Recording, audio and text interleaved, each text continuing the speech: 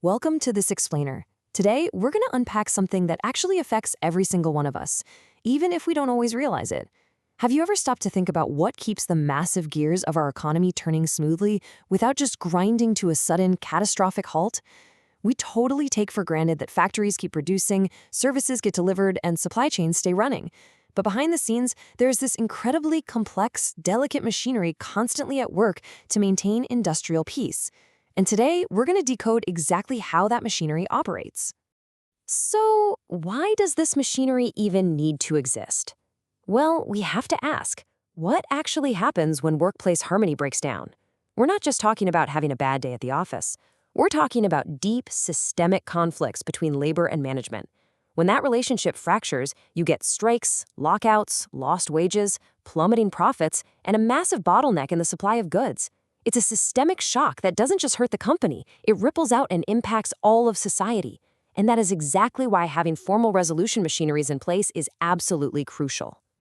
Here is our roadmap for this explainer. We'll start with the landscape and actors, look at the causes of disputes, dive into the statutory settlement machinery, explore collective bargaining, and finish up with workers' participation.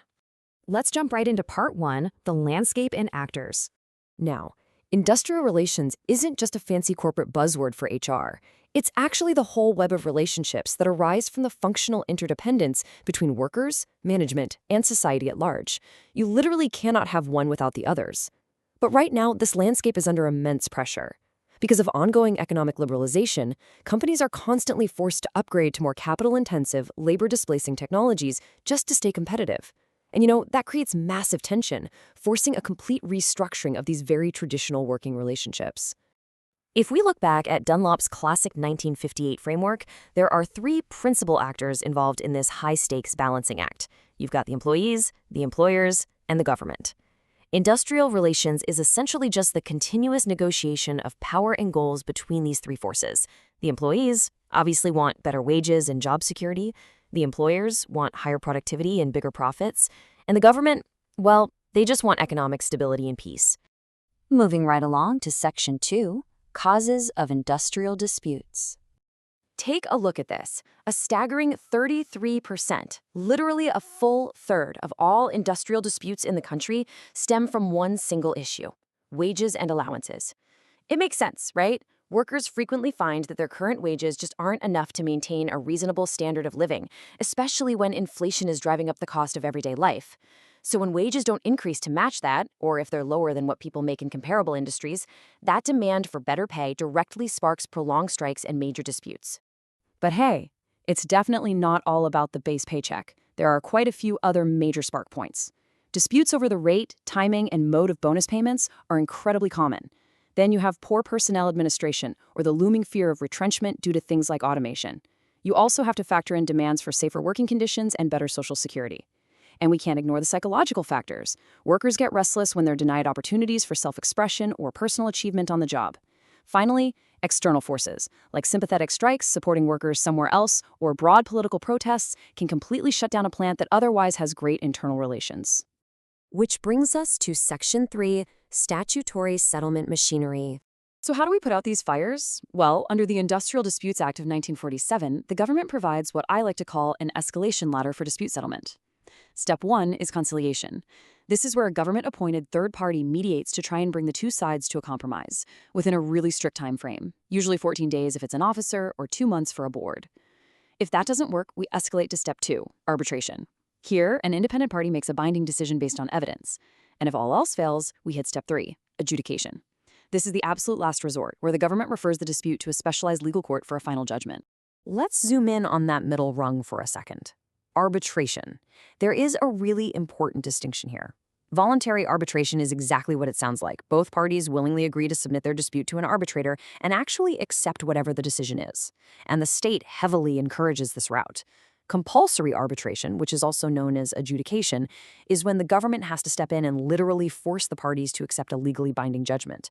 Interestingly enough, while the government pushes hard for voluntary arbitration, historically it just hasn't been very popular in India. Because of that, a lot of disputes end up being forced into the compulsory adjudication phase. So if you do end up in forced adjudication, where does that actually happen? Well, the Act sets up 3 distinct bodies. First, we have labor courts, which are headed by a high court judge. They handle specific operational issues, things like dismissals, withdrawals of privileges, or deciding if a particular strike is actually legal. Second, we have industrial tribunals. Notice that their jurisdiction is much broader. They're handling the heavy economic hitters, wages, bonuses, hours, and massive retrenchment issues.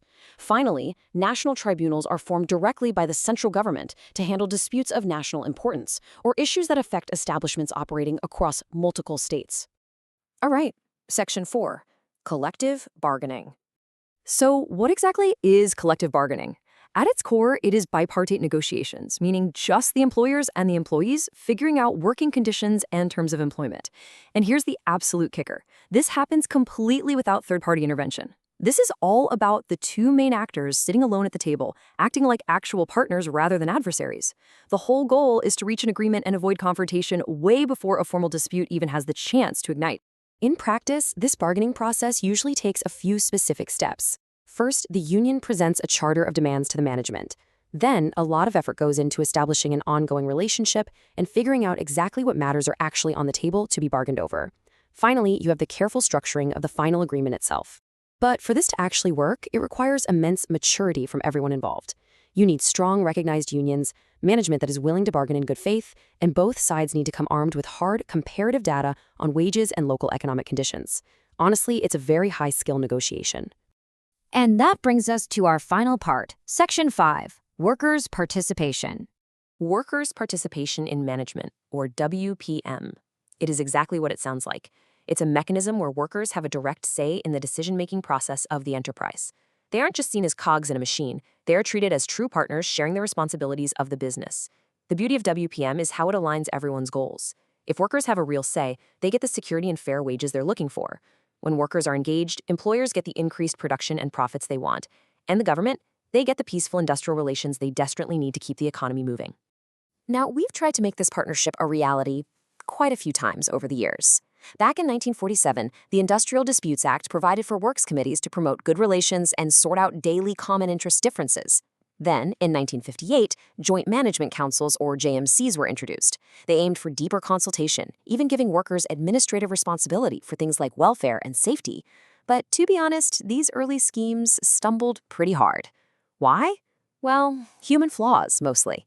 They suffered from a massive lack of faith from management, fuzzy guidelines, and some pretty bitter inter-union rivalries that just completely derailed the process. So, learning from those bumps in the road, the government rolled out a much more structured, tiered scheme in 1975. This mandated shop councils for any unit with 500 or more workers. And crucially, these councils feature equal representation of employers and workers. They don't vote, they make decisions based on consensus. Their main goal is directly tied to improving production, efficiency, and safety right there on the shop floor. Above them, you have joint councils. These act at the enterprise level, meeting every 4 months to tackle broader organizational issues, again, driving those decisions through mutual consensus rather than top-down dictates. And that really maps out the whole journey, doesn't it? We go all the way from the initial sparks of a dispute over wages to the structured, formal halls of labor courts, and finally to the shared table of joint councils. It leaves us with a pretty major question to reflect on when we look at our modern economy. Is true, lasting industrial peace achieved through heavy-handed government intervention and legal adjudication, or is it fundamentally achieved by treating workers not as subordinates, but as equal partners in the success of the enterprise? It's a powerful thought to leave you with. Thank you so much for joining me on this explainer, and I hope it changes the way you look at the machinery of our working world.